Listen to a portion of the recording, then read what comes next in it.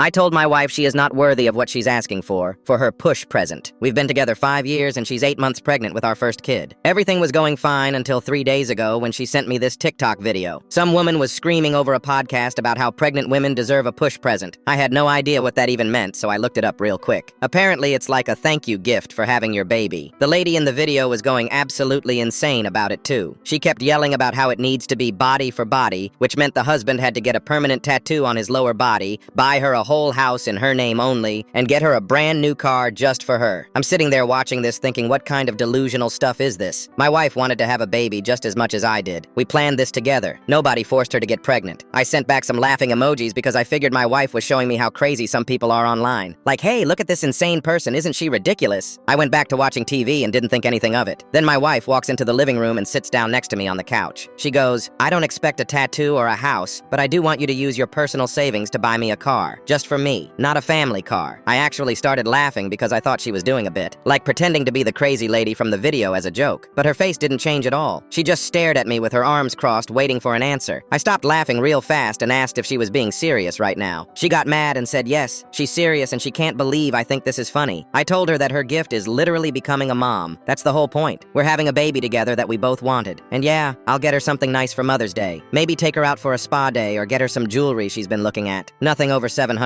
though. If we need another car, we can talk about getting one for both of us to use, but I'm not buying her a whole car just for herself. She kept going on about how I don't understand what she's going to go through, how labor is so hard and painful and she deserves something big for it. I tried explaining that we're not exactly rolling in money here. A car is like $20,000 to $30,000 minimum. That's not something you just hand out as a gift. That's a major purchase we'd have to plan for together. Then she hit me with the am I not worthy enough for you question. That's when I messed up. I told her she's worthy as my wife and as the mom of our kid, but realistically speaking, neither of us individually is worthy of a whole car as a gift. That we need to manage expectations here because I don't see why she thinks she deserves that level of gift just for doing something we both agreed to do together. Her face went completely blank. She got up without saying a word and went into our bedroom and slammed the door. I could hear her crying in there. I gave her some space for like an hour, but she wouldn't come out. When I knocked and tried to talk to her, she told me to go away. Later that night, I heard her on the phone with her sister. She was telling her the whole story, but making it sound like I called her worthless and don't appreciate her at all. Her sister must have said something back because then my wife goes, I know, right? He's being so cheap, and I'm literally growing his child inside me. I didn't say anything. I just went and slept on the couch that night. The next morning, she still wasn't talking to me. She made herself breakfast and didn't make me any, which is whatever, but it showed she was still mad. I tried bringing it up again during lunch. I asked if we could talk about this like adults. She said there's nothing to talk about until I apologize and agree to get her the car. I told her I'm not apologizing for being realistic about our finances. She said then we have nothing to discuss. It's been 3 days now and she's barely said 10 words to me.